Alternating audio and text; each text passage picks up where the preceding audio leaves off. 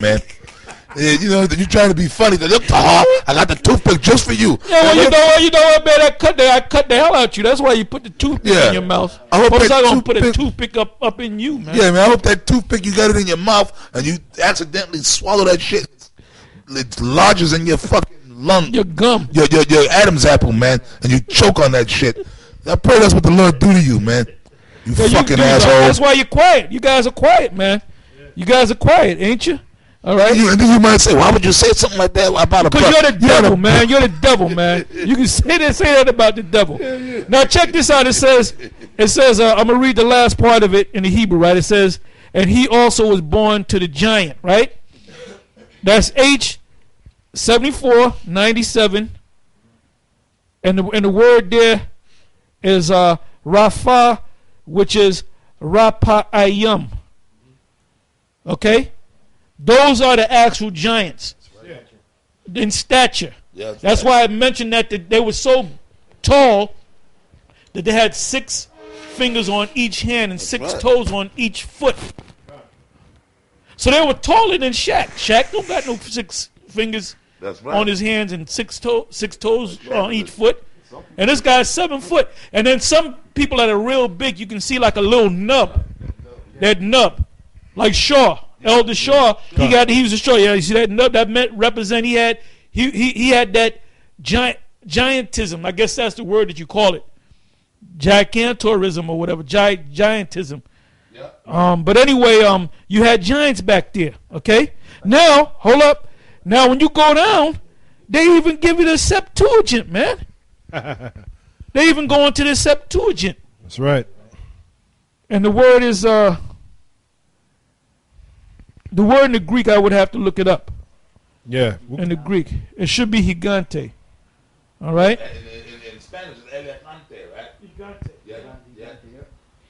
Yeah, and that same word, Rapayim, when you go down to the Jacinius Hebrew Chaldee lexicon, it says, a very ancient nation of the Canaanites beyond Jordan, famous on account of their gigantic stature.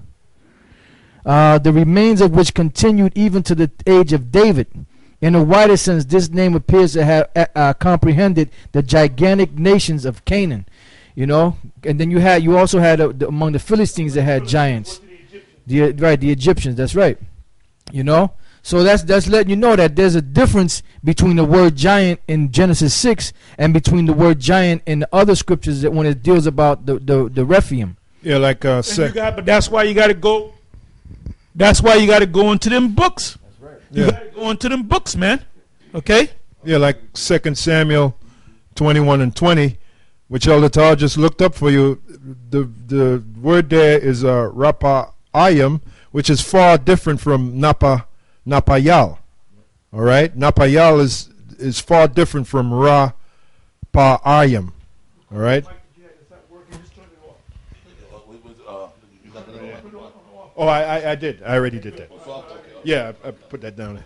Yeah, so again, to recap for you brothers, just like you heard the Elder Tar went into it, Rapayim, which is found in 2 Samuel 21 and 20, is far different from Napayal, which is found in Genesis 6 and 4.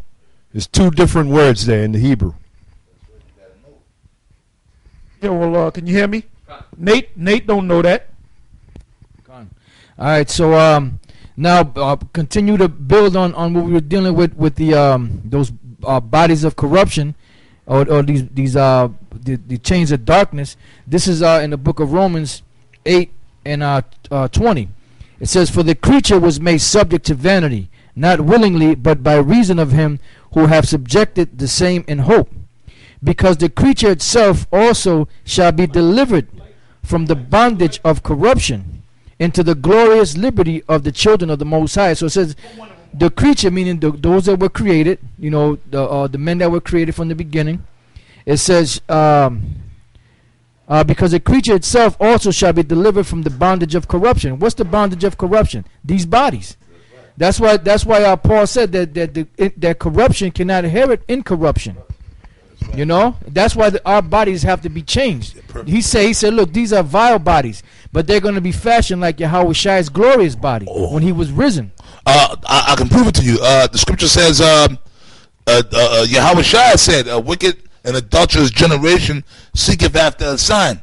Can you hear me? A wicked and adulterous generation seeketh after a sign.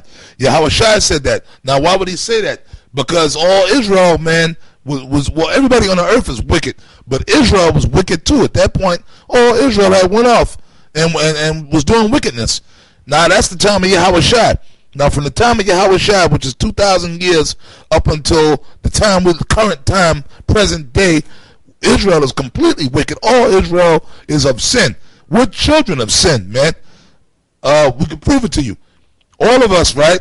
A lot of us that's born when our fathers got with our mothers wasn't virgins, right? Speaking for myself, my mother wasn't no virgin when my father got with her. She had already been with other men. So what does that mean? That means that my father committed adultery being with my mother, having me. So I'm an actual child of adultery, man. We're children of adultery. Hold up. But the black woman, she's always so close to the Lord. Yeah. You know? Yeah. And she got 5 kids from 4 different men, but she's so close to the Lord. Yeah, exactly. Which is the majority of all you goddamn black women, and you Puerto Rican women, you Hispanic women, you Native American women. Y'all all sluts, man. All you women of all the tribes, man. And like I said, all of us, our mothers wasn't. Well, I got to steal a line from Joe Clark. You wicked to the core. Yeah, that's right. So getting back to the point, we're actually children of adultery, which means the flesh that we in is of wickedness, man. We're children of sin. So that's why these bodies can't go into the kingdom of heaven. We got to get new bodies because these bodies were formed in corruption, man. And they're weak, and then smell. That's right, man. They decay. That's right. They decay. Shit, they decay. These bodies decaying while we still in them. If I may, just real quick, Elder, that's why Paul. While we walking around, we decaying, man. Yeah, man. Yeah. You go to sleep, you get up, man.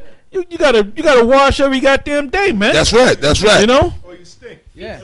That's why the Apostle Paul called it the bondage of corruption. Yeah. Now I looked up that word bondage is the Greek word, the Greek, right? Douleia. It says slavery, bondage, the condition of a slave. Now, as you scroll down, it says the bondage which consists in decay. So these bodies are bondage. They're corrupt. You know, man. It's a prison sentence. So really, death is a release. People fear death. You want to know why most people fear death? Because they ain't right. And the main people that fear death is women. They're ignorant. They're ignorant to the truth. Yeah. They're ignorant to the truth. Even them angels didn't fear death. They were ready to go. They said, "Lord, I'm ready to go." Yeah. So they went into the spiritual world. They wanted to die. Hey, but then you know what? You know what? I can relate to them angels in the movie because we're indicative of that. Because they was all they had, well, I don't want to give the movie away. Hey, but they had them rock bodies. They was all miserable. Yep. And they wanted that spirit in them, wanted to get out, man. And they knew a righteous spirit when they saw one. They knew a righteous spirit when they saw one. Yeah, that's right. Yeah. They knew Tubal Cain was. Yeah. They knew he was the devil, man. That's why they started jacking him and his men up, man. That wicked seed. That's that. But you know what though? But that's why the main people that fear death is women. Why? Because y'all not right. You women are not right. What the fuck? And then you women, y'all. It takes a lot more. The Elder Tahar made a statement. You gotta clean. We gotta take showers. Because if you don't, you're gonna be all musty. But you women, let a woman go a day without taking a shower. And not just that, y'all gotta take all them other little. You gotta go up in them, man. Yep. You gotta go. You gotta douche and all that, man. You gotta put all kind of stuff up in you. You gotta like a turkey, man. Yeah. You put the stuffing in the turkey, man, or lemon up in there. Yeah, That's the damn women, man. Taste it. If I may, hey, that's why when all hell break loose, man, you women are gonna look like hell. You're gonna look like a sewer. Hey, was it St. Thomas Aquinas? He said, "You women are beautiful creatures beautiful palaces built upon sewers." That's right. That's what he said. He said women are beautiful palaces built upon sewers. That's so true. And you know what? And that's such a true statement, man. That's so true. Because when the women in the morning, because we all got women or been with women or live with women, starting with your mother.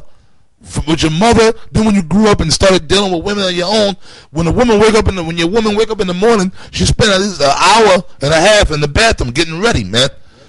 Okay, they got to get their what they call that, their hygiene.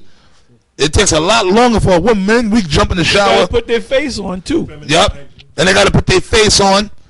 Men, we run up in the bathroom. Maybe you take a shower. Boom. And the hoe is always getting sick, man. Yeah. A hoe is always getting